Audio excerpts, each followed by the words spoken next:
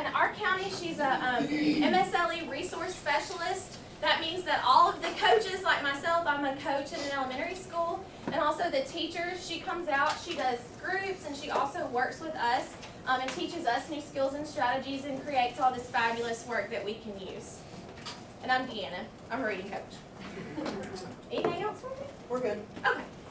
All right, so we're going to get started. This is going to be a really fast 90 minutes, so hold on tight. Today, we're going to be teaching you some decoding strategies, basically, through the use of syllable types and patterns and through the use of morphology. And the morphology's got some really cool stuff. So on the first part, I'm going to try to get through it.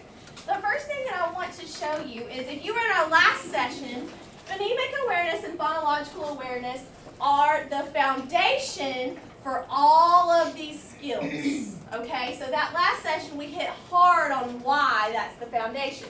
And you'll see up here that we have syllables. Well, these syllables are like in kindergarten when you tell me how many syllables are in a word. A lot of times you'll see kindergartners clapping. At our school, we like to tap them out on our arms because then we can manipulate it. Like if I said, Cucumber. how many syllables are in cucumber? Let's tap it out. Are you ready? Cucumber. What's the medial syllable? What's the initial syllable?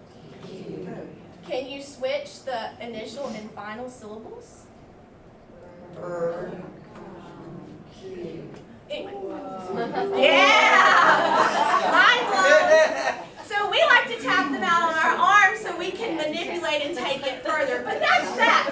But guess what? It's here again at the end of our trajectory. A lot of people leave this part out. And this is the part we're going to be focusing on today. Syllable types, morphemes, roots, word origin, and orthography, all those rules for spelling. Okay, so Dorothy and I are going to do some trading off and reading about the research. You can start, Dorothy. We know through research that poorly developed word recognition skills are the most pervasive and debilitating source of reading challenges. The ability to decode long words increases the qualitative difference between good and poor readers, and we know that. You can't decode a long word, you can't apply meaning to it, then you can't comprehend it.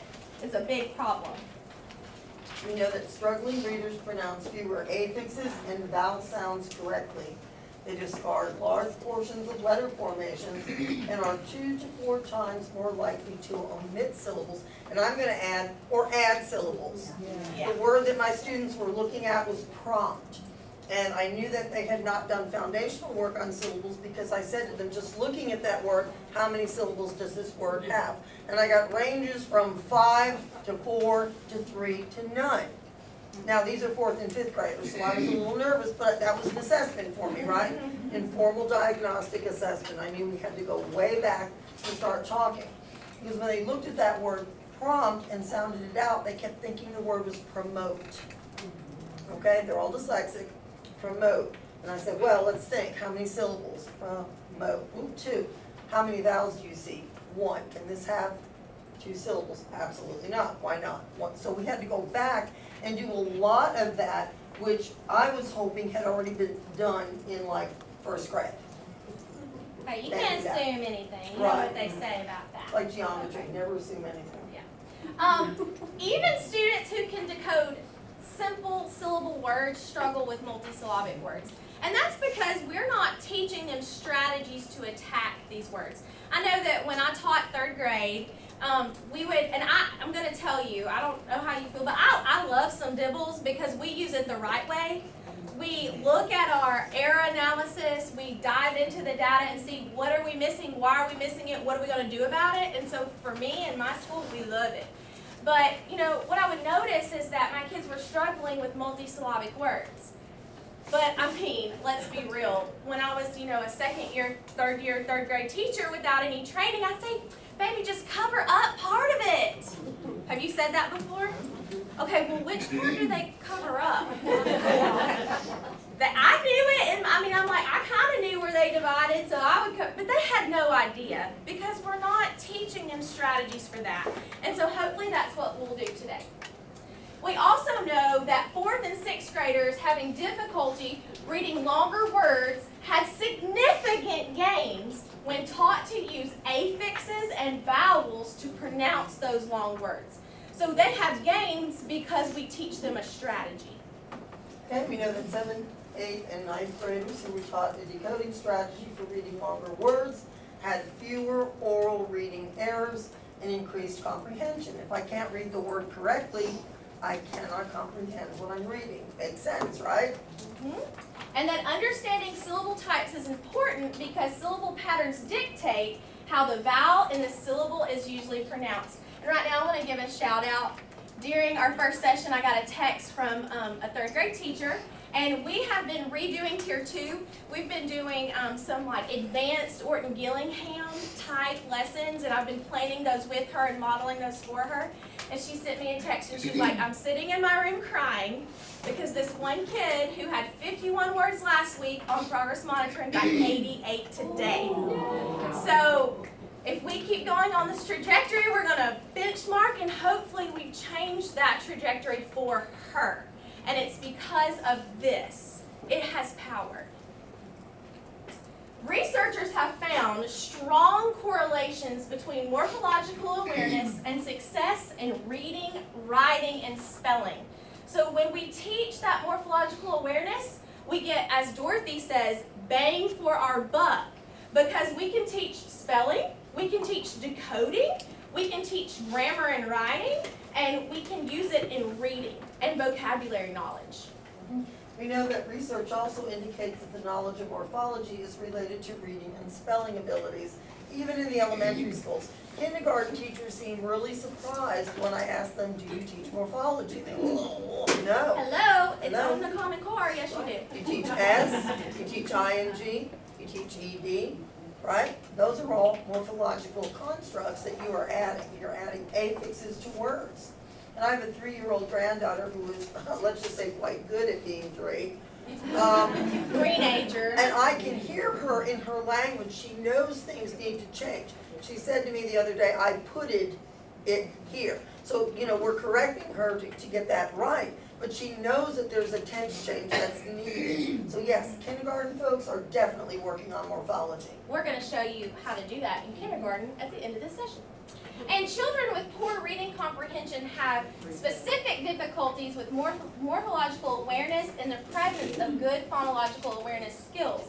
So while we know that 80% of our strugglers have phonological problems, we talked about that a minute ago, you know, poor reading comprehension kids can have trouble with that morphological awareness and that connection together. So let's dive in. Not to donuts, I said no, but to some chocolate cake.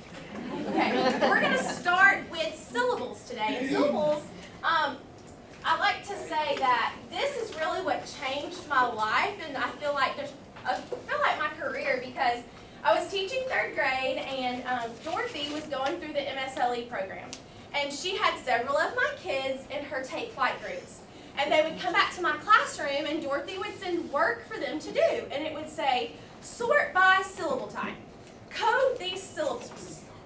And I looked at the kid, and I'm like, what's a syllable type? I mean, I had no idea. So here we go, this little 3rd grader who happened to be a teacher's kid taught me syllables. And I went to Dorothy. You know, we had a good reading coach at the time, but Dorothy is really who helped me as the special ed teacher. Her expertise, you know, she taught me everything, and she gave me a passion for this because she was so passionate about helping kids. So Dorothy started doing trainings at our school about syllables and syllable types, and Lord, there were 6! I thought they were just clapping, you know? And so I realized that that was how I could teach my kids to read multisyllabic words through syllable types. Right, because it's a decoding strategy. It is. People do not recognize that. It's a way to decode multisyllabic words. People just think it's a clapping. We use it to read, we use it to spell, we use it to decode.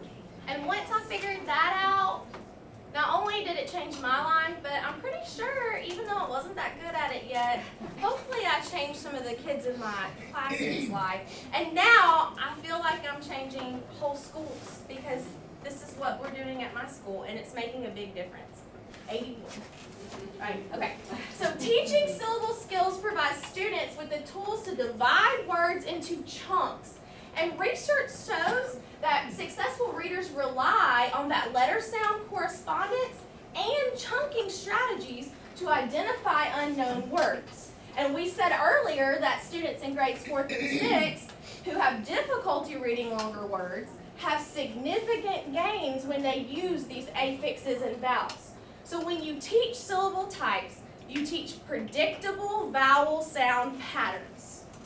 Then the kids are able to divide the words and look at those vowels, and the vowels unlock the code to the syllables and then to the words. But it takes explicit instruction in recognizing syllables and recognizing those vowels and the sounds that they make, and also the morphemes, which Dorothy is the morpheme queen, and so she'll be talking about that today. And we have more and more and more research all about how important this is. We know that multisensory instruction, you synthesize and you analyze. So when you break apart these words, you're analyzing them, and then you're able to synthesize them back together.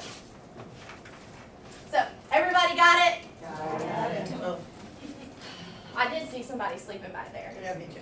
Okay. All right, so now that you know the what and the why, how can you do this? I'm going to actually show you 2 strategies to do that today. Okay, so we like to say that in multisensory instruction, you want to start with a discovery. Now, when you start with a discovery, you're letting your kids discover the new learning. And you do that through prompting and support. So you help scaffold them into what you want them to learn and what you want them to know. And once they discover that on their own, then they're able to better understand it. So we're going to do this syllable type instruction through a discovery. And like we showed you in the morphology folder, that big long list of discoveries, Dorothy has some for the syllable types too. So I want to show you how to do it so you'll know how to use it. All right, so the first thing we're going to do is we're going to listen and repeat. I'm going to be giving you 3 words, and I want you to listen for what's the same in all 3 words. Are you ready? Okay. Act. Act. Bag. Bag. Splat. Splat. Now think. What did you hear that was the same in all 3 of those words? Whisper it in your hand. Hold it up when you know. Let it go. That means say it. Ah. I like doing that with my kids because it gives some wait time. It's an active engagement strategy. Yeah, the Everybody gets a chance to answer. Blurters hold it in. They're like, Killing them. we're saying earlier, looks like they got pee. Got it. They're dancing. That's right. Ah, I heard that too. Then you, the teacher, are going to turn around and you're going to write those 3 words on the board, naming and writing each letter as you say it. So I would say like A-P-T, act, B-A-G, back. Okay. Now what did you see that was the same in all 3 of these words? Turn and tell a neighbor. And you're going to say, oh, good. Is that a short vowel sound or a long vowel sound? It's a short vowel sound. And we know that like some of our kids, they might not even know that that's a vowel, so you might need to go into some of that type stuff. But yes, that's a short vowel sound. So what I'll do next, this is a visual way to discover, is that I would put a dot underneath the vowel in each of the words so they could see that that's the vowel. And I want them to pay special attention to what comes after the vowel. So let's underline that letter after the vowel. What kind of letter is that? Is that a vowel or a consonant? Okay, what about in this word? It's a, and in this word it's a. So when I have a vowel followed by a consonant in the same syllable, that vowel is going to be short. And we call it a closed syllable. That consonant closes in that vowel. Okay? So then we give them the definition that a closed syllable ends in at least 1 consonant after 1 vowel, The vowel in a closed syllable is short, and we show them how to code it with a breathe. Now, I know like in our system and all over places, they have all kinds of different hand motions to remember the vowel sounds. This happens to be right now at our school our personal favorite. That when we have a vowel, so we make a big V, and a closed syllable, it's short, we code it with a breathe, okay? So when we have a vowel and a closed syllable, it's short, we code it with a breathe. That happens to be their personal favorite right now. Get some wiggles out. Okay, and then, well, this is why this is important, is that the closed syllable is the most common spelling unit in our English language.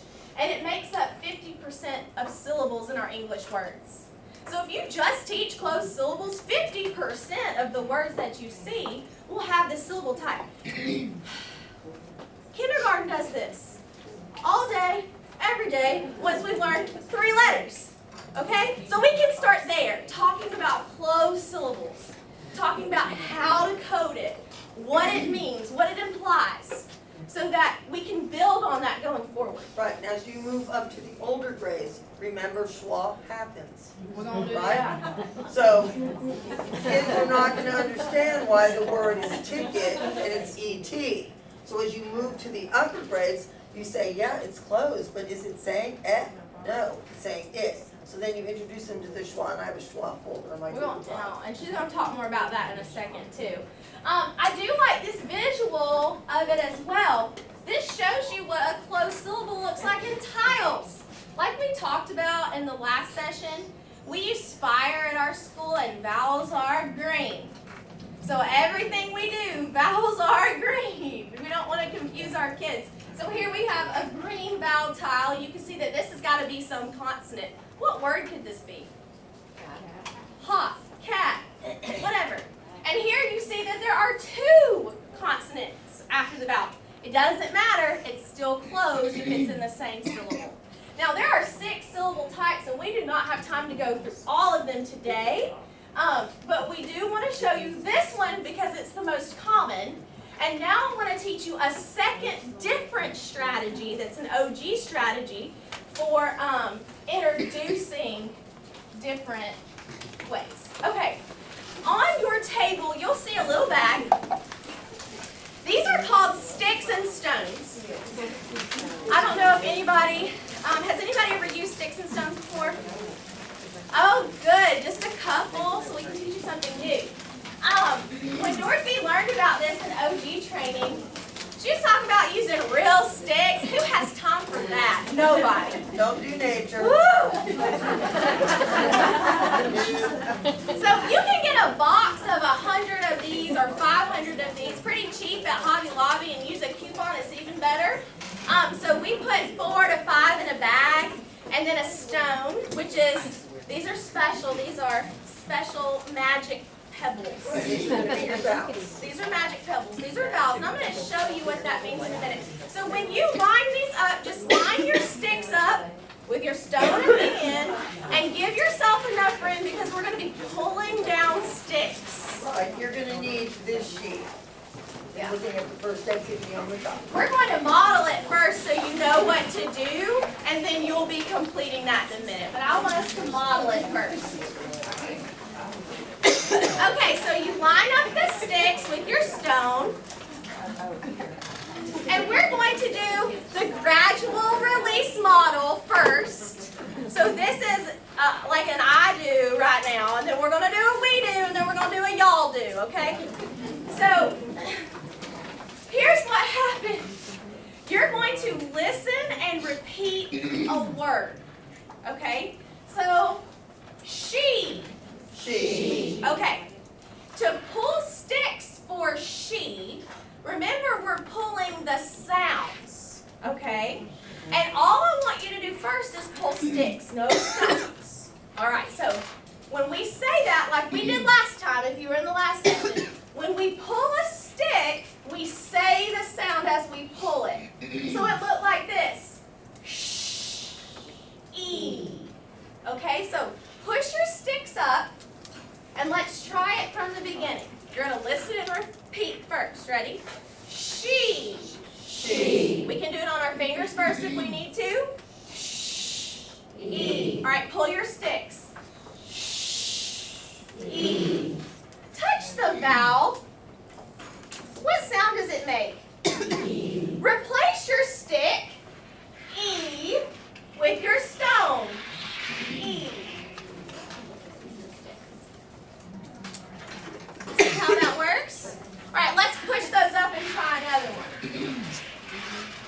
Okay? Me. Me.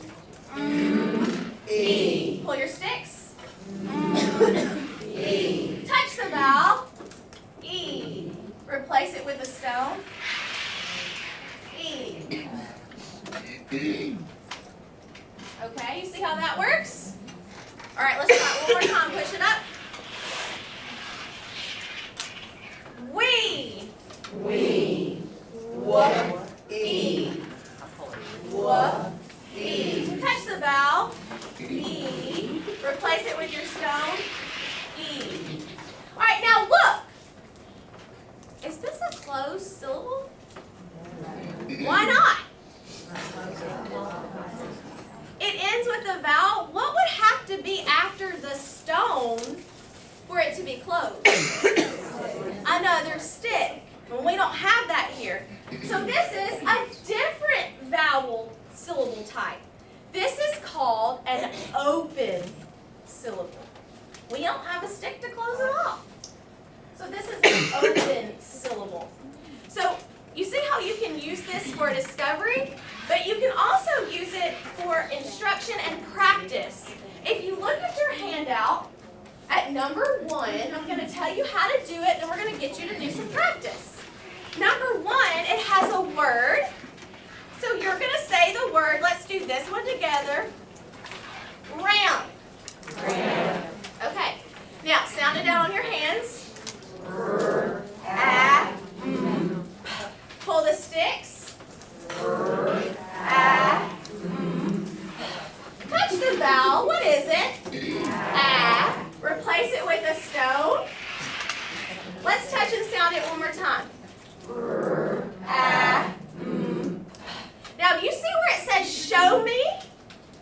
You are going to draw what you see. Now, we don't have time for you to make stick. I want you to make line, line, dot, line. Okay? So that's what you tell your kids. So draw the model that you made. We have a line, a dot, and a line, right? In the show me box.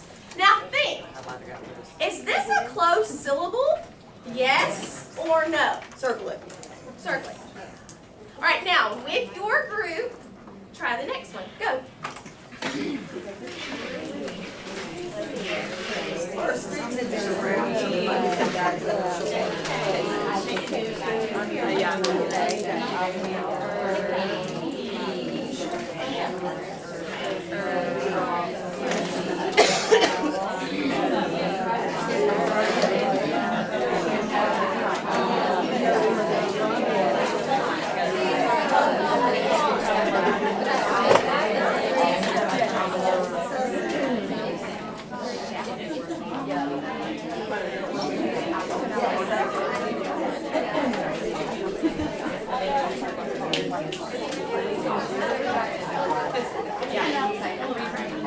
All right. When you pull these sticks, notice that Dorothy and I were we were kind of walking around. As the teacher, if your kids, like for the first while, we're going to do this all together, okay? Because I want to make sure that they know the procedure. This is not something I can just stick in a center and say go for it, okay? Because I need to use this as a diagnostic tool. And what we found out with our 3rd graders, this was our group last year, we've been teaching closed syllables. We knew the hand motions, but then when we did this, we didn't know closed syllables. So we weren't like applying it enough. And this helps with that application. So as you were doing it, Dorothy's walking around. How many sticks should you have pulled down? Let's see. 3, right? 3 sticks.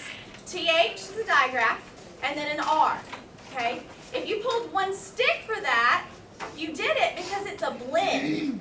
But a blend is different than a digraph, okay? In a blend, we hear the digraph and the R. But when we spell it, we have to separate it. Because, y'all, there's no graphing for third. There's, okay?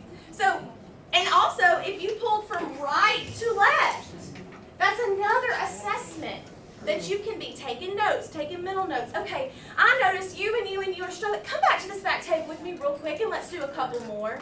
That's what good teachers do. And that's what multisensory instruction allows you to do. You can always be diagnostic, informative, and fix it. All right, so do you guys like this strategy? Yes. Right, It's now, great. it gets a little bit more difficult as you go in, and you'll see they're in there. This is the lowest level, and you're moving to different kinds. Then I have some where I give you the pattern, and you come up with the word.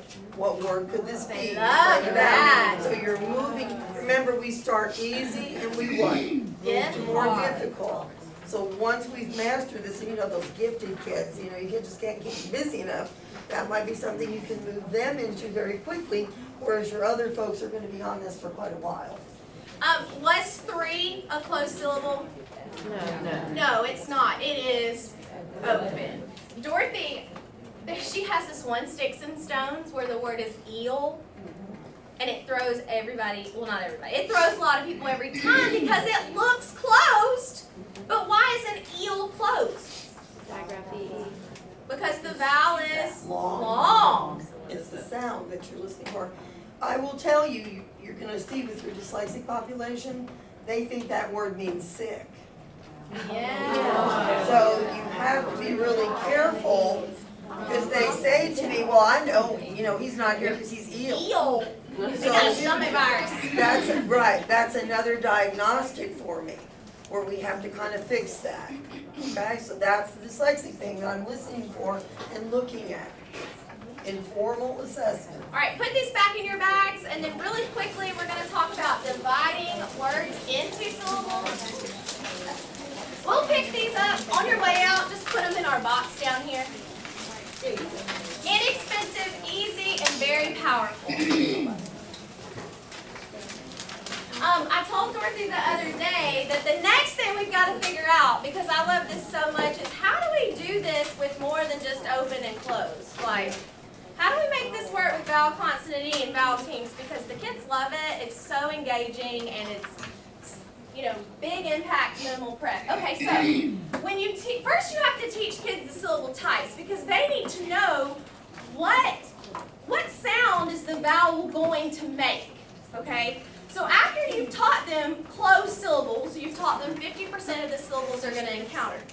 Once you teach open syllables, you've now taught them 75% of the syllables they're going to see, which is why we chose to teach you these today, because most bang for your buck, okay? There are 4 more on top of these 2. And when we train all day on syllables, we go through all of them and different strategies that you can do with them. So once I've taught, this is what I tend to do. Once I've taught closed syllables, and we feel very comfortable with that, then I add some blends and digraphs into my closed syllables. So they've had more than CVC words, okay? Once we get good with that, now I'm going to teach them about words with 2 closed syllables. So a multisyllabic word. Bathtub. And that's what we're going to talk about now, is a division pattern. Now, if you have been in MSLE, they teach you one way to divide syllables, but I like to talk about the OG way to divide syllables. They're all great, but the kids really love these because they're animal patterns. They can't wait to see what new animal they're going to learn about. And the great thing about the animal patterns is, like, the first pattern I'm going to teach you about is the rabbit pattern. And it's named rabbit because the name fits the pattern.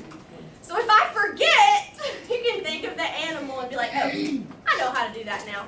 All right, so this is the rabbit pattern. When 2 consonants stand between 2 vowels, you usually divide between the consonants. And if you divide between the consonants, that means the first syllable will always be closed. The second syllable doesn't have to be. But the first syllable will always be closed, and usually, Dorothy's going to talk more about this, you accent the first syllable. When you put accent on a syllable, because in all multisyllabic words, one of the syllables is accented, you open your mouth a little bit wider, you hold it a little bit Longer. and you say it a little bit. Louder. All right, so Dorothy, tell them why accent is so important. Okay, let's think about this. Say object. Object. Say object. Object. Say produce. Produce. Say produce. Produce. Have I changed the spelling of any of those words? No. Have I changed the meaning of those words? Yes. Have I changed the part of speech? Yes. Accent is crucial. We had a sentence in one of our take flight lessons where after the preacher finished his sermon, the family went out to lunch. And what my students were reading, they decoded it perfectly, but this is what they said. After the preacher finished his sermon, the family went out to lunch. Accent matters, and kids need to know that from an early age. I've got things for kindergarten where they're working on colors with accenting. Blue, red, blue, red. So you start at a very early age in kinder so that they see that you're laying that foundation. You can't have your kids come to you in 3rd and 4th grade and go, okay, we're gonna work on accent. We need to lay that foundation, kindergarten folks, very early in 1st grade. And you're playing with languages, which is what Fun. you're doing. Right, it's really fun. You can do it, I know in MSLE we do it with the alphabet art. You can do it with letters, so you can still practice the alphabet, but practice that accent too. So it's really, really important. And in just a second, we're gonna get you to practice dividing some words, and Dorothy said to accent them too. The other thing that I gave you, or that Dorothy gave you, this is the dividing words into syllables. This is what you get from Take Flight. It's the Take MSLE way. We found some success with this. I think we ran out, but it's all It's on in the drive. Google Doc. We found some success with having a system so that kids know what to do first, next, then, I mean, they know exactly what to do when they're analyzing a word that they don't know. So like if the word was rabbit, the first thing we would do is we would look for prefixes and suffixes, so that empty box means prefixes or suffixes, because if you have those, then you can just box them off and be done. Okay? A lot of times a word looks really long, but it has a prefix and a suffix. And then all that's left is a base word that's easy to code. So look for that, and that little bracket is a final stable syllable. That's another syllable type that we don't have time for today, but you can lob that off at the end. Number 2, the base word / base word, that's a compound word. Look to see if your word is a compound word. If it's a compound word, it's just 2 base words put together, split between them, code each of the words. Okay? And dyslexics have a hard time with that because they can't read the words. Right. Then you look for obvious codings. Is there anything there that I know how to code? Like the CC, a consonant that's underlined, that's a consonant digraph. I can't split those up. So I need to code them because I can't divide them, right? So you want to go ahead and do those obvious codings. Vowel would be like a vowel team or a vowel digraph. Vowel R. And I know that in our last cohort in our chart, we also looked for silent E at the end, and we would go ahead and code that too. Then they spot and dot the vowels. So they'd look for the vowels and put a dot and a dot, then draw a line between them. Because that's all we're focusing on is that one little section. It gives them a place to look, because this is the key. Right, you want to look where? Inside. What do I tell them? Inside. Why do I do that? Inside. Because they want to identify everything. We don't I need say, it. no, inside. We don't want to look outside, we want to look inside. Number 5 has some common division patterns on there. So this one is vowel, consonant, consonant, vowel. So we know we're going to divide between the consonants. Put your accent on the first syllable. And when we read it, we'll check it. If it sounds wrong, we can move it. And then we code and read it. So having this for our kids has been really, really helpful because it gave them a process. what we do, this is what we do, this is what we do, every single time. Spot and dot, draw a line, divide, code, read. And they get really quick at it. Yeah, spot and dot, that's what I say, spot and dot. So this is just another tool. Okay, now if you have a 3-syllable word, you can still do this. You can still try this. You just go from like vowel to vowel. So if you had fantastic, you'd go from the fan to the A to the A, and then the A to the I. Does that make sense? All right, now, there are a couple words on your papers if you and your groups want to try to divide and accent them. We're going to give you just a minute to try a couple.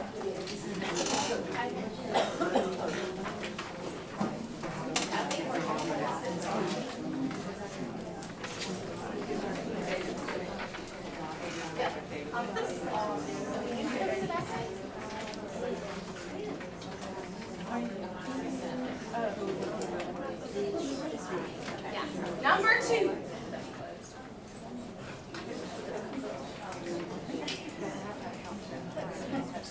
When we have our kids accent, we have to put their hand under their chin, which is really, really hard for our dyslexic folks. I have to look in a mirror. Because what happens too, yeah, or we can look in the mirror where your mouth opens a little bit wider. What happens is, they want to accent everything. Elephant. Okay? And I want to tell them, no, say it regularly. And you do have to teach them. Because kindergarten likes to shout every syllable at you. It's just kind of a little people thing. So you train them that, no, we're just going to say it a little louder. Elephant. Elephant. Something for something. That's a good question. You just use like tick mark. Let me come draw you. Accent. Yeah. Accent. Is that what you mean? So when you accent it, it's like. No, that's a good question. Perfect. When you divide, you draw a line. And then we can code each of the vowels. So if it's short, we write the longer vowel. If it's small, we write the perfect. You guys see it. And they read it.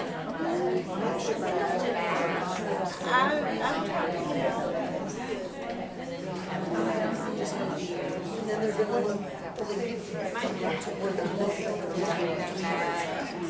This takes lots of practice, and the first couple times, like that I ever did it, I didn't feel very smart, but you'll get really good at it.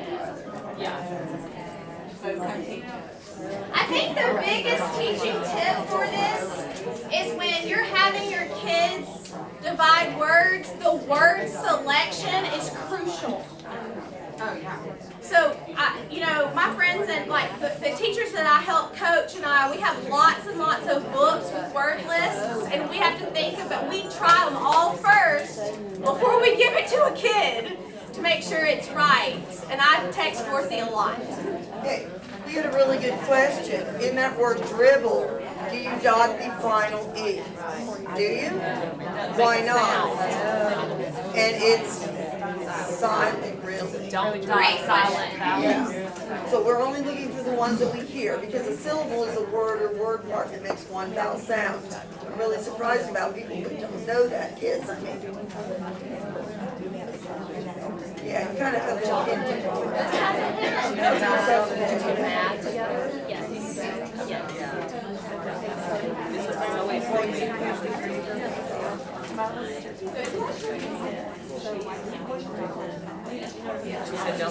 You know what? Speed us along. I'll put the answer key on for you. I can stop. And that way you'll be able to see all the answers so that we can get going. This is something I need to work on. Okay, so let's go ahead and move on to morphology. I'm just looking at the little bubble. Put BLE. And I'd like to start by reading Okay, yeah, the so spells. it's double consonant, we'll go with the LE. So it's consonant, LE, consonant. Yes, that's the final statement. Final staples. It says prefixes.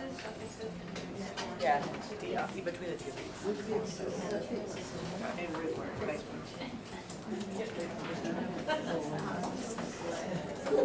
Okay, what's the deal with the cartoon?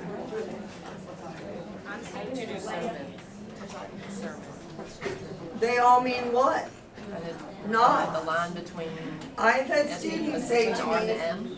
if un means not, why can't you unmount a horse? Okay? Children do not understand the use of these, which is why it is imperative that we teach it, that we talk to them about it, and that we make sure that they are in fact making real words. Okay? So let's take a peek and get a little deeper into morphology. Deanna? By 10 years of age, knowledge about the structure of words, morphology, is a better predictor of decoding ability than is phonological awareness. So by the time you turn 10, it's not phonological awareness that's a predictor of your reading ability, it's your morphological awareness. Okay, so let's take a look at some things that we know. We know that when we talk about affixes, there's significant development between that kindergarten and first grader and those students that are in high school, right? But, let's chew on this for a moment. Read that for a moment to yourselves.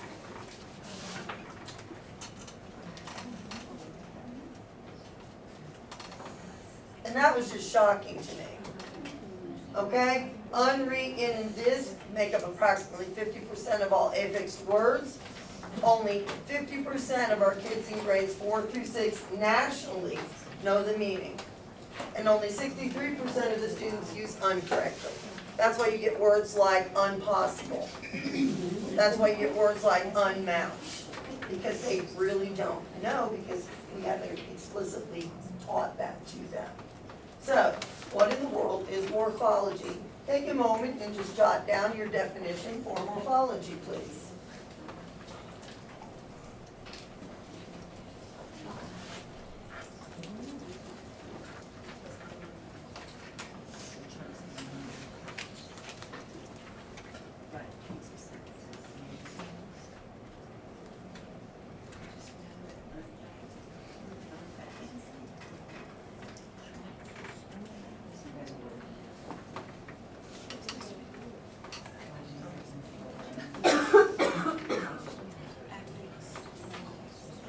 Okay, tell someone at your table what your definition is.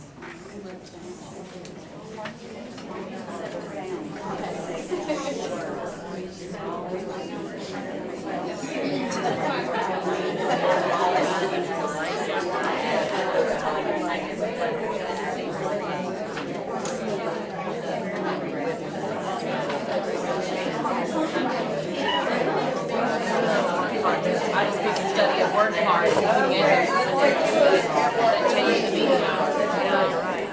We know that morphology is the study of how morphemes, which are the smallest units in English that have meaning for us, combine to form words.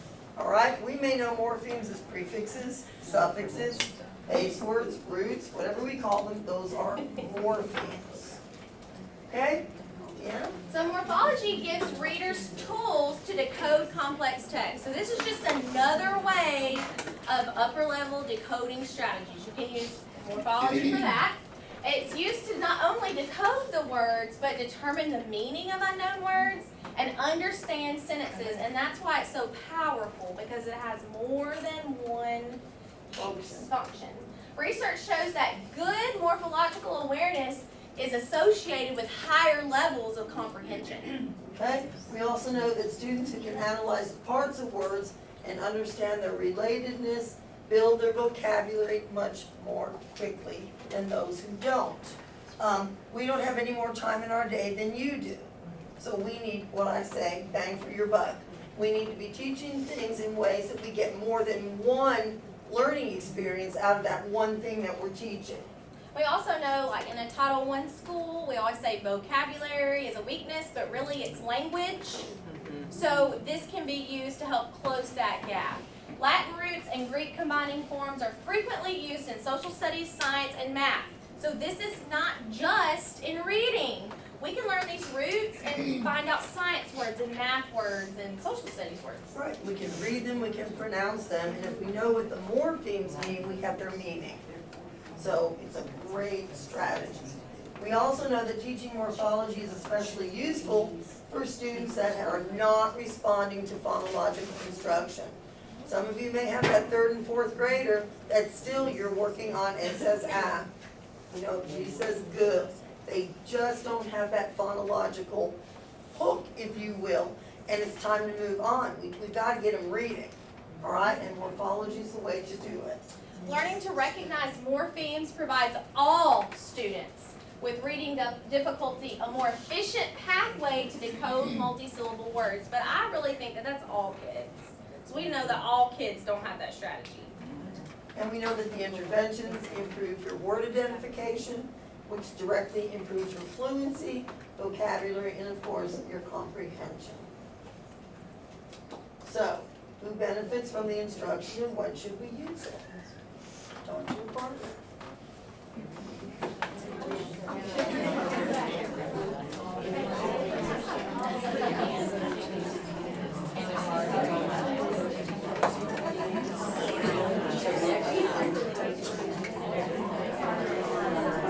Okay, so, who benefits from it?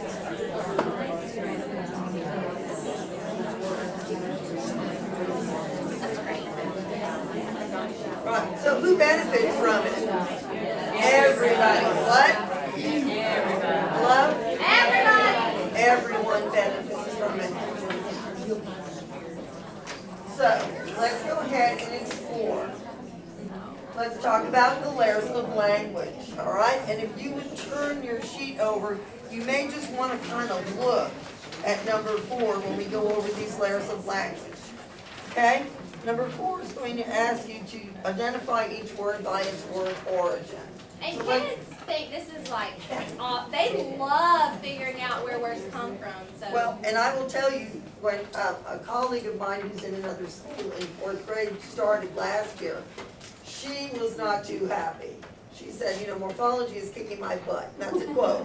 Because it is difficult and it is out of our comfort zone when we start working on morphology. But now she's presenting at Blue Ribbon this year, taking all of the things that she's done. And we actually brought some of the notebooks that our students have used so that you can take a peek at them. So we have 3 layers of language in English. We have the Anglo-Saxon, the Latin, and the Greek.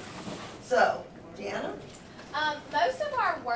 Most words of Anglo-Saxon origin are one syllable, and they represent typical everyday activities and events. Horse, home, you know, those are some examples. This is where we find a lot of irregular spelling words. Daughter. in the About Anglo-Saxon. 20% of our words in English are of Anglo-Saxon origin. Right, and you have a little book of this for you as the teacher, that you have a lot of this information in.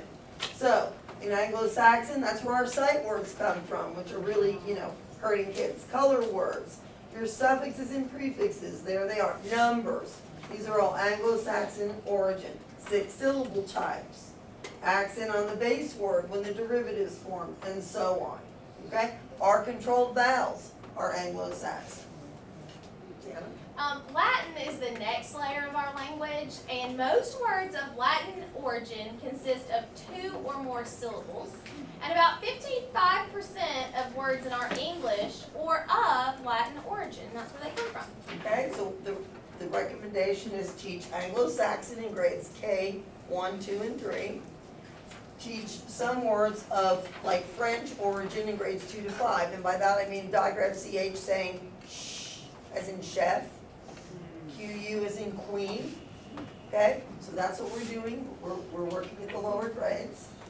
And so what we usually see in Latin is a prefix, a root, and a suffix. Okay, vowel digraphs in Latin are very rare. They have 3-syllable types, closed, vowel, consonant, E, and are controlled. This I found interesting. Words of Latin origin do not have the letters K, CH, or TH, and they spell with OR. Sailor, Doctor. visitor. And then our Greek layer. The last layer is Greek, and it's the smallest percentage of our language. About 11% of words in English are of Greek origin, and they are comprised of what we call combining forms. So where do we usually see these? What subjects? Science, art, theater, math. Olympics. Yeah. So we've got a prefix, a root, sometimes a double root, and a suffix. So you see it in math, you see it in science. There's that silent P. You think about pneumonia, you don't hear that P. You have CH saying, think about Christmas, choir. Okay, the PH saying, and then the Y says I. Okay? So, look at number 4, please. Just take a minute, work with your partner. You're going to use AS for Anglo-Saxon. You're going to use L for Latin and G for Greek. And if you downloaded our handout, you have all of this on the handout.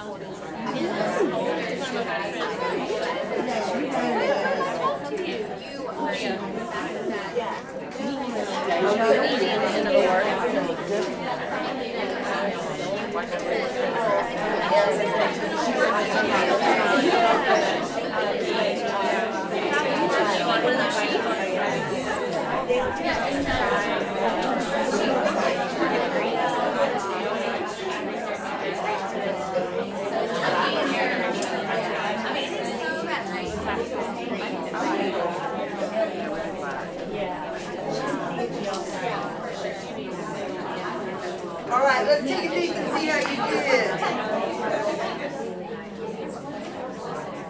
What is carve? Anglo-Saxon. What about chide? Anglo-Saxon. What about graphic? Greek. Ladle? Anglo-Saxon. Psychology? Agrarian? Latin. Yes. A-N, I guess. Okay, Yep. can you tell? Can you tell? I-A-N. Dubious. Latin. How about green? Anglo-Saxon. The cool thing about this is like once you're teaching morphology and you know that ER can mean someone who, well, how do you tell kids to use ER who means someone who and OR which means someone who? So when they can tell that the word is Latin, well, OR goes on Latin words. So doctor has CT. So you're going to make sure it's OR. And that's where I found that the difference the most useful is when you have more than one suffix that means the same thing, how do you know? Well, if you know where the word is from, then that's a clue to which one you use. How you're going to spell it. Yeah. Make sense? All right. So, let's see how we're going to use morphology in our classrooms. And you can see my guys carrying his little placard, free the bound morphemes. All right? A free morpheme is a word that can stand by itself and doesn't need any affixes on it. Can you think of one? What's a word that can stand by itself that doesn't need any affixes? Teach. Teach. Like TEA? Teach. Oh, teach, I'm sorry. Teach, that doesn't need anything on it. Perfect. What's a bound morpheme? Something that you need to add something to. Think about the word ject, J-E-C-T. Doesn't mean anything by itself, even though it means to throw. You need to add something to it. Inject, reject, object, objective. You need to add to it. So that's a bound morpheme for us. People often ask us, what should we do? There seems to be so many things. And I like bang for buck. I use that all the time because we all have limited time. One of the things that I do is we want to teach the most common first. That makes sense, right? So, Deanna, would you read the most common prefixes? Yes, and I just want to tell you, if there's like a slash mark there, then that means they go together, like this whole group is a set. We call those chameleon prefixes, and the second letter of the prefix changes depending on the base word. Okay, so that's like one whole chunk. I didn't know that. Okay. We have un, re, n, m, il, ear, all go together. Dis, n and m, non, n and m, over, and miss. So 75% of our prefix words are going to contain those. Are those good ones to teach? Absolutely.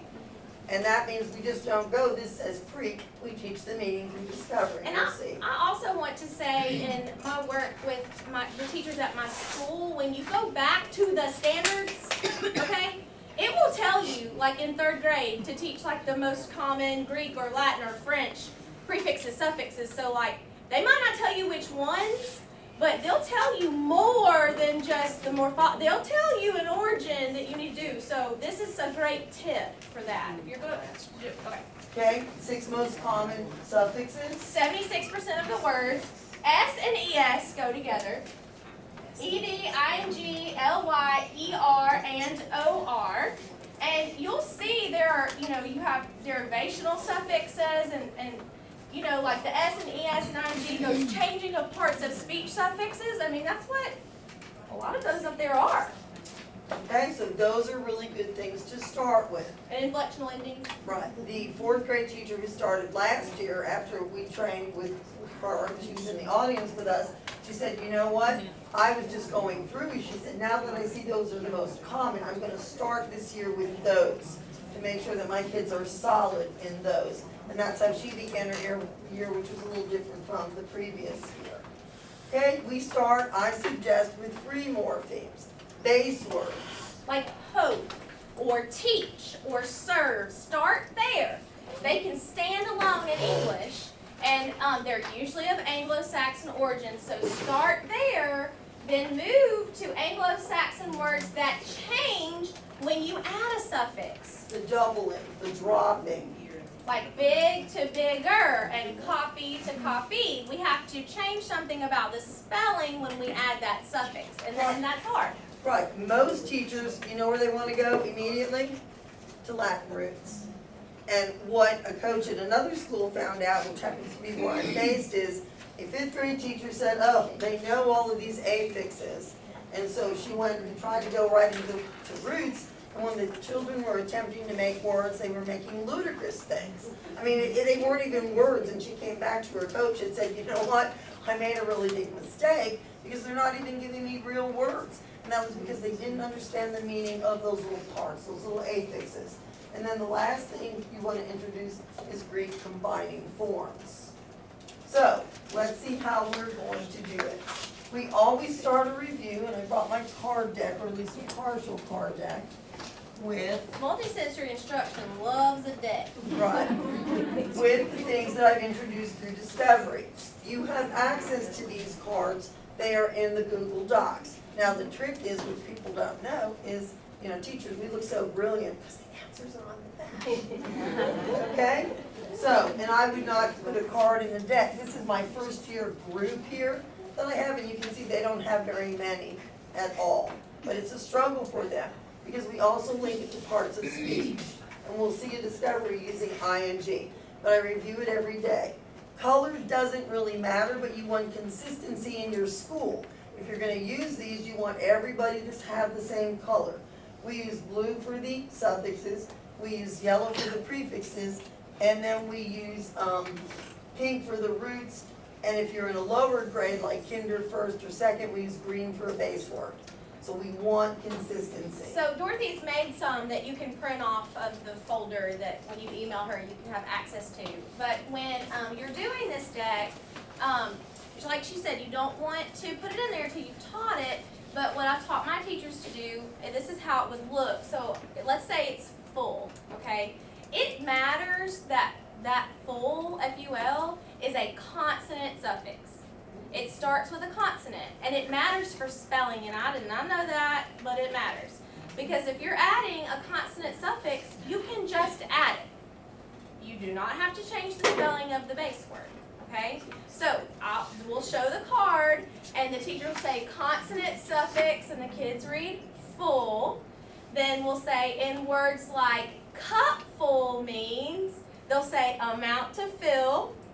And in words like hopeful means, and they'll say full of hope. Okay, I was working on my national boards last year, and with my group, just saying the definition didn't help them remember it, so we had to come up with some hand signals, and it's nothing special, we just come up with them. The kids helped me, and it made such a difference when we went through the review. So I just wanted to tell you that that's how it looks, and the kids get really good at it. Going through that deck, but it's just a quick and easy way to review every day. Right, so I'd have everything mixed. If I had roots and prefixes, I'd have them all mixed. I wouldn't just pull them separated. We go through, bang, bang, bang. Something that we also learned is that when you have a prefix, you don't look at the first letter, you look at the last letter. So prefix RE is actually a vowel prefix, because we look at where it attaches. And then this would be a consonant prefix because it, attaches on the S.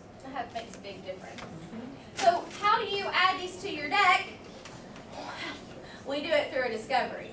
And so this is one for the root struct, and just like we did earlier with the closed syllable, like we did in the last session, the kids are going to listen and repeat. They tell you what's the same. You write it on the board, they see what's the same, but the difference is around this part, we start talking about the meaning and what that looks like.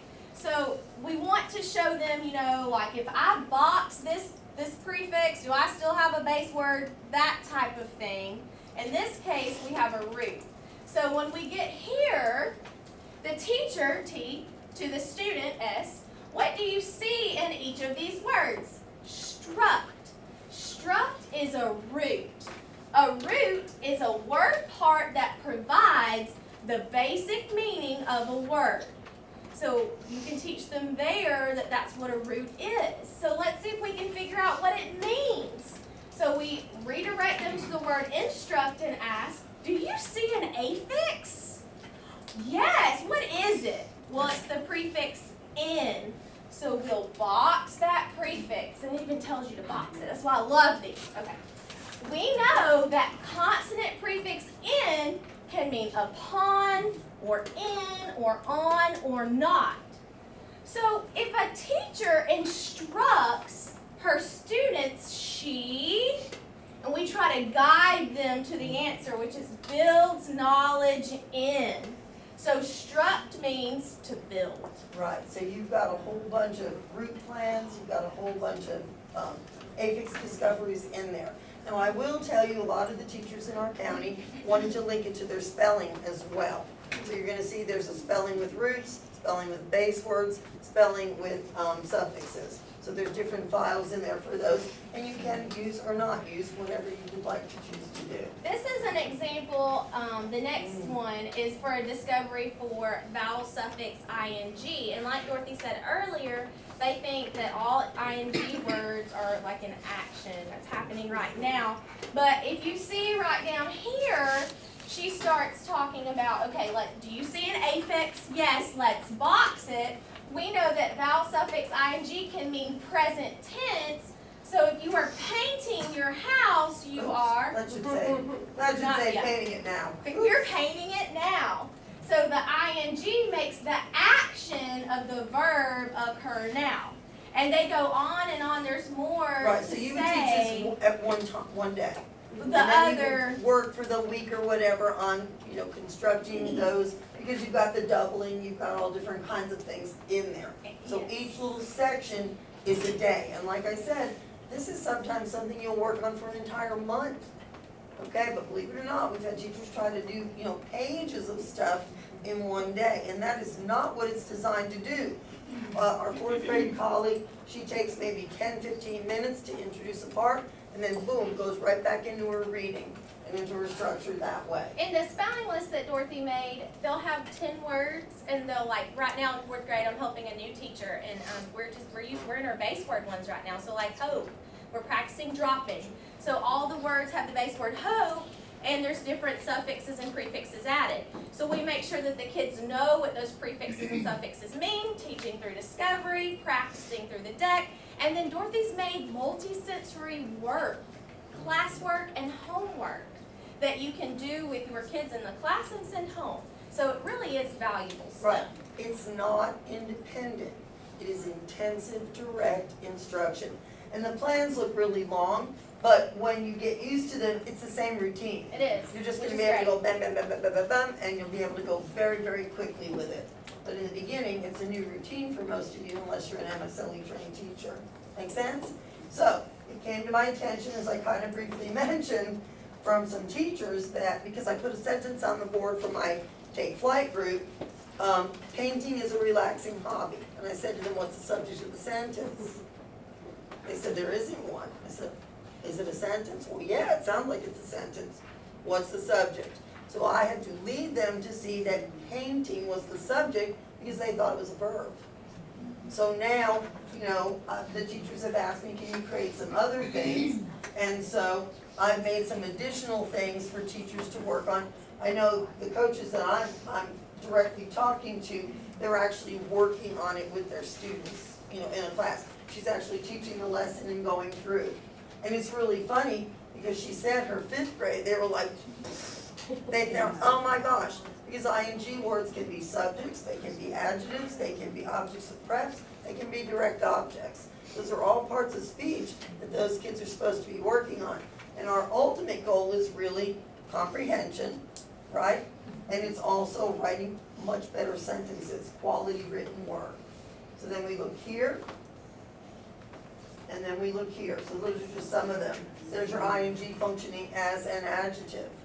What shoes? Running shoes.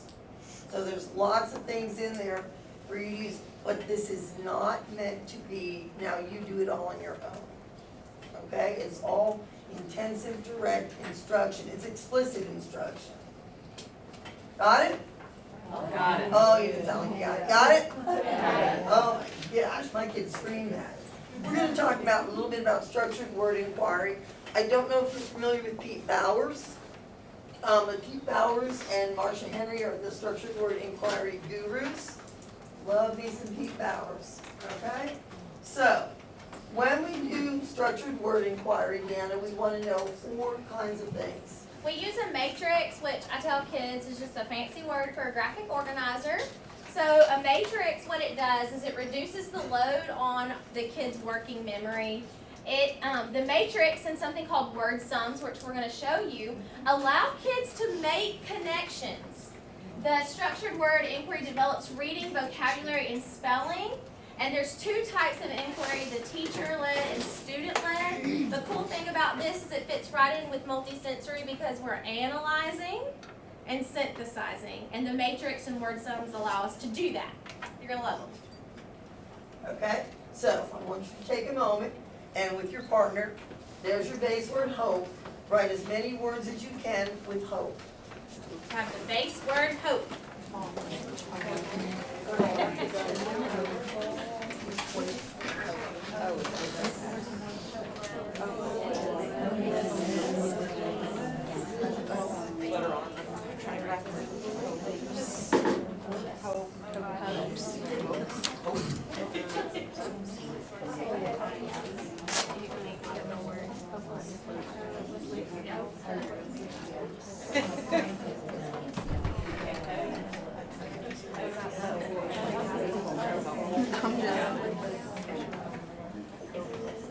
Okay, so you get the idea. You're gonna give your kids a base word, then you're gonna have them work in a little group. You're gonna have them list as many words as they can, okay? And then you're gonna chart it. Yay! We love an anchor chart. Now, before we do, we review our what spells cards, because that's how we need to know, are we gonna just add the suffix, are we gonna drop, what are we gonna do? Okay? Kids love this stuff. Teachers get all like, hinky about it. Kids eat it up, and my coaching friends were very surprised about that, because they were nervous about introducing this to kids, and the kids were like, oh yeah, I get it. So it's interesting to see how easily the children picked it up versus the teachers who were kind of a little struggling with it. So anyway, let's take a peek, and you elicit answers from your group, your students, all right? You want this to be on paper. The reason is because you're gonna use it all through the week. So if you put it on the board and erase it, you've got nothing. Deanna, can you just kind of randomly pass out the notebooks that Faith uses? So let's take a look. What's one of the words? Oh, look. There we go. Did you get some of these? And they might not have all of them. They're going to use some words that you've taught those affixes, right? That's what you're looking for. Now, so that's your first day. I can use this as an English deal by saying to them, do you see a noun? Which word on the list is a noun? Which is a noun? Okay? Hopefulness. So if I've taught ness, which is a consonant suffix, right? Kindness, the quality of being kind, the quality of being full of hope. So there's your noun. Do you see any adverbs up there? Hopelessly. And? So I can link this to a lot of different things. So, oh wait a minute, what you're telling me is ly creates a what? An adverb. Oh my gosh. Hey, where'd that E go? Oh my gosh. Why isn't it hopping? Right, so you can use this in a variety of ways. It takes about, 5-10 minutes, put it aside, you move on with your lesson, okay? See how we're doing it? Okay. Then, the next day, we're gonna create a word sum. What are we gonna use? Well, we're gonna use this list, which is why it needs to be on paper. And you can see in their notebooks, they've actually now pulled it apart. They're analyzing those words that they've made. Okay, and the way we do it is we say, hope, base word hope, H-O-P-E, plus consonant suffix S, is rewritten as H-O-P-E, S. Now, they're not gonna like it, but when you do this, you want everybody doing it at the same time so you can name and write. Okay, that's part of what makes it multisensory. We want them saying it as they're doing it. And they get used to it and you get faster. So when you're working with it as a whole group, you want everybody naming and writing it with you. Okay, you go to hoping. You say base word hope, spell it with me. H-O-P, drop the E, plus vowel suffix ing is rewritten as H-O-P, ing. What do I do between the base word and the suffix? I pause, because I want them to see that there it is. Okay? So we go through and we put the ones that we had on here from yesterday, and she's got them recording it in their notebooks, you will see, and they create the word sum. Okay, so we pulled it apart. We're going to pull it apart even more now. We pulled it apart, put it together. Here we go. This is the matrix. Okay, so now we create a matrix. Our matrix rolls from left to right, just like we write. So I put my base word here, hope. I can form hopes, hoping, hoped. I can form hopeless, right? But I can't jump. I can't go up, down. It's a flow from left to right. So now I've got hopeless, I've got hopelessness, hopefulness. See how I'm going left to right? Hopefully, right? hopelessly. As long as I'm going from left to right and I'm not jumping all over, we're good to go. If there's a word with a prefix, then Dorothy has this made, because let's be honest, this is, new. So when I do this with classes, I have like her sheet printed off right here in my hand to make sure that we're saying the right words. So she'll have a box here for prefixes. And so you'll see that. She has all these made in the file. She's done the hardest part. And teachers really get good at it. Faith now is like, oh my gosh. So she's expanding it, and the kids are doing well, as you can see. She loaned us some of these notebooks, so if you'll just pass them on, we only brought a handful of them with us. And the kids it's like a puzzle. So here we Wait, what? look. We put them together, pull them apart in the word sound, right? Pull them together, now we're pulling together, right? We're not done though. We're still talking about these words. On another day. On another day. Not all at one time. So, we can use this as a spelling. Have I given them a bank of words? I've given them the base word and all the suffixes. Okay, so now I dictate either a word or a part of speech, right? Or I can give the meaning. It just kind of depends, whatever you want to use. Because teachers are crazy about taking grades. They want a grade for everything. It's just amazing to me, gotta have a grade. And I understand that because I did that too, right? So it depends. Maybe your strugglers, you could say the word for them and they could write it. Maybe then you have another group of your gifted folks, you give them the definition or the part of speech, and they make that word as well. We often tell students now, take your words and write sentences. What kind of sentences do you get in terms of quality?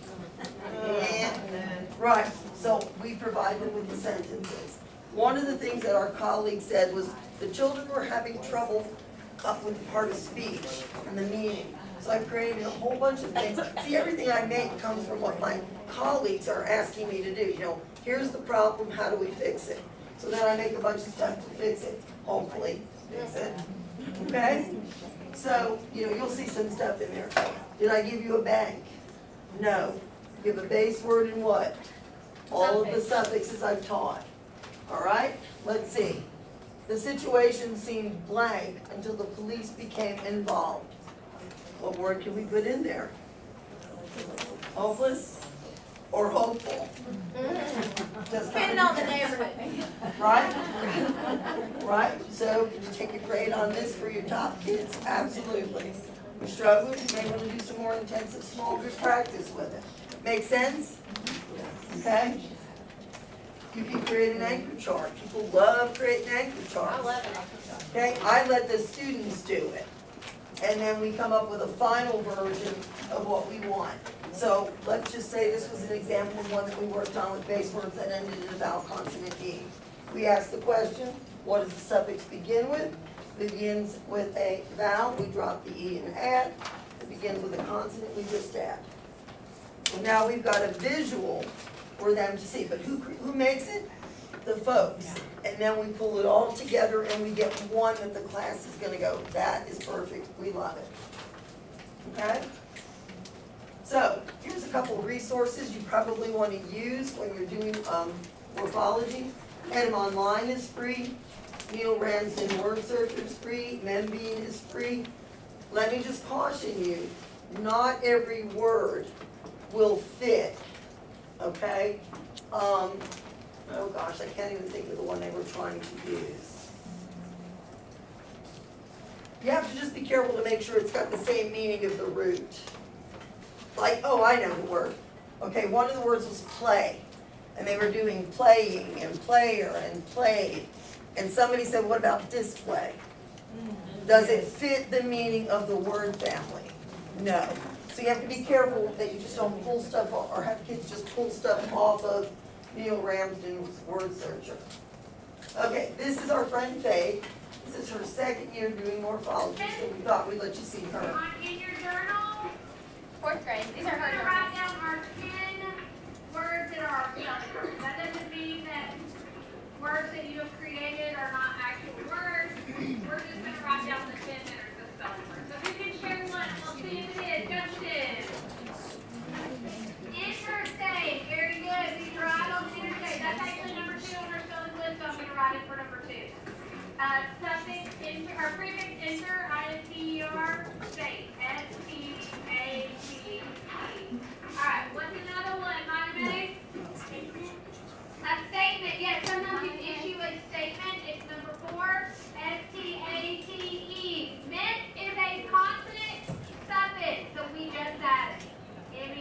You see the kids have that list on their desk, Very good. that they brainstormed? See, they write it on the Statesmanship. mark. Oh, I didn't put S on here. Because that one, it has to have an S too. So it's statesmanship, it's a long one, it's a big one. STATE SMANSHIP.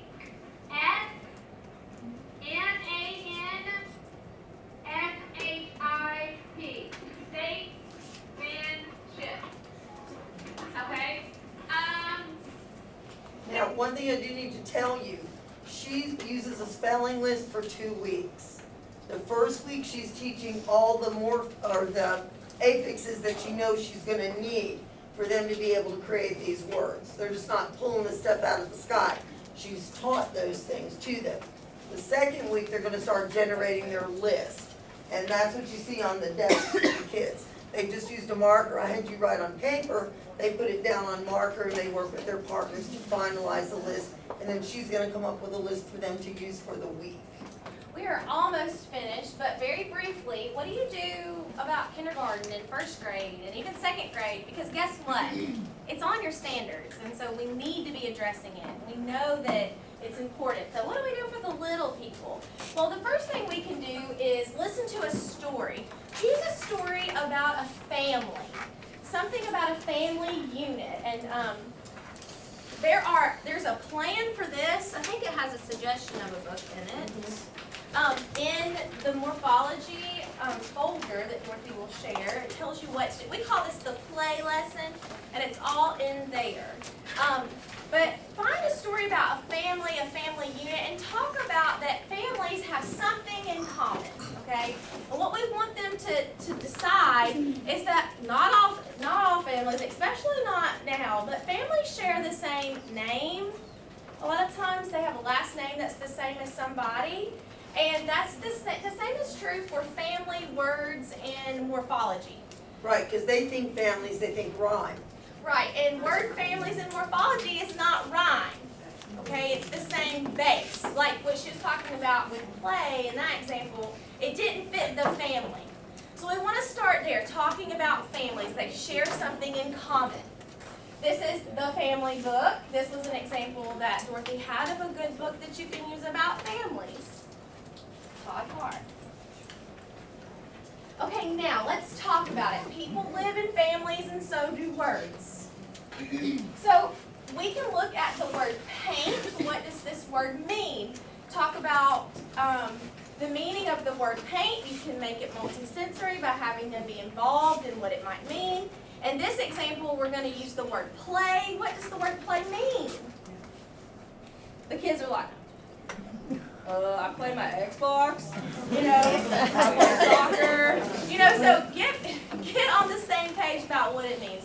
What, it's to do something fun, to do an activity where, you're doing something outside, whatever you decide to do, get on the same page about the word play. And then Dorothy has this picture, and she's made these cards that have words on them. So the kids draw the words from the bucket or the bag, or she's got a witch hand or something. For the candy, they love going And there. even in kindergarten, they might not can read these words yet, but they can show you, oh, that word is paint box. Is that in the same family as play? I'm like, doesn't have play in it. No. So we're going to put that aside. Okay. Next kid. What about playing? Does that have something in common with play? Yeah, it's got the word play in it. So they tape it on an anchor chart with the picture in the middle. And the one on the board is paint, same deal. And everybody wants to pull from the hand or the bucket, so just remember that. So there are examples and non-examples. And so what you're trying to get them to do is to recognize that family word, which is just a base word. Once they get done with that, then you have them jumps, and so they draw pictures. This is one I did. This is kindergarten, and we've been doing this now. This took a couple weeks to get there, and so his word was jumping, and he drew basketball. And helping, they drew friends helping each other. So eventually you can get there, and what's funny is, the kids may not can read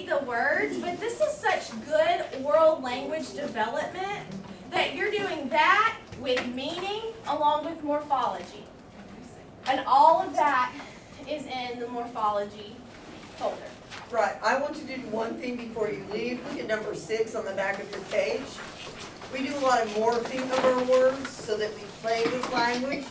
I've given you the noun division. Please write a verb, adjective, or adverb for that noun.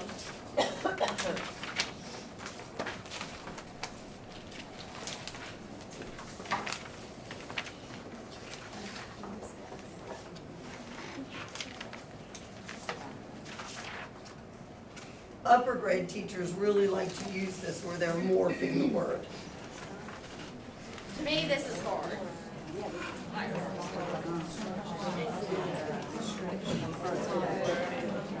Okay, if division is the noun, give me a verb that uses that base word. Divide. What else could you put? Divided. Divided. Okay, give me an adjective. Divisive. Ooh, that's a good one. What else? How about divisible? Okay, so are we talking about extending and thinking? Most definitely. You might want your students just to do nouns and give them the noun or give them the verb. Look at the next one. I gave you the adverb angrily. What's the noun? Anger. So you are stretching those kids in terms of wordplay. And I promise you, it does look hard, but as Faith said, I think about words today in ways I never would have thought about them last year. Okay? And it's driving her husband crazy to say that. We know that we went really, really fast. Like we said, we could spend a half day, a whole day on just this, but we hope that you will be leaving today with something you can use in your classroom on Monday or with your kids. On your way out, if you will give me back your sticks and stones, our next session is on vocabulary and comprehension. And then at the end of the day, we're going to be talking about writing.